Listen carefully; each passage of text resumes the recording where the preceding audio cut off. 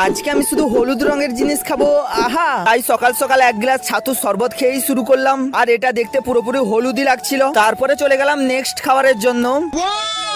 কাঁঠাল, আর এটা ছিল আমার কাঁঠাল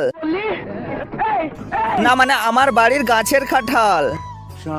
তারপরে কাঁঠালটাও খেয়ে নিলাম। আর বাড়িতে ছিল একটা পেঁপে, সেটাও পেকে পুরো হলুদ হয়ে গেছিল, তাই এটাও খেয়ে নিলাম। অনেক হয়েছে বাড়ির খাবার, এখন বেরিয়ে পড়লাম একটু দোকানের খাবার খেতে। চলে এলাম এই দোকানটাতে, আর এখান থেকে নিয়ে নিলাম একটা লেস প্যাকেট। আর তোমরা জানো লেসটা পুরোপুরি হলুদই হয়, তাই এটাও খেয়ে নিলাম। আর এটা খাওয়া কমপ্লিট করে চলে গেছিলাম আরেকটা দোকান, আর সেখান থেকে নিয়ে নিচ্ছিলাম একটা মামা ভুজি। আর এটা আমি ছোটবেলায় প্রচুর খেতাম, বেশ অনেকদিন পর এটা আবার খেলাম। আর এটাও খাওয়া কমপ্লিট করে একটু ঘুরে ফিরে চলে এলাম বাড়ি। তারপরে চলে এলাম দুপুরের খাবারের জন্য। আর মেনুতে তো অনেক রকমের তরকারি ছিল, কিন্তু আমি খেলাম শুধু হলুদ রঙের তরকারি। বাই দ্য ওয়ে, এখন আমি পেট ভর্তি করে দুপুরের খাবার খাই। আর তোমরা এরকম মিনি ব্লগ দেখতে চ্যানেলটাকে সাবস্ক্রাইব করো। Ta ta, by.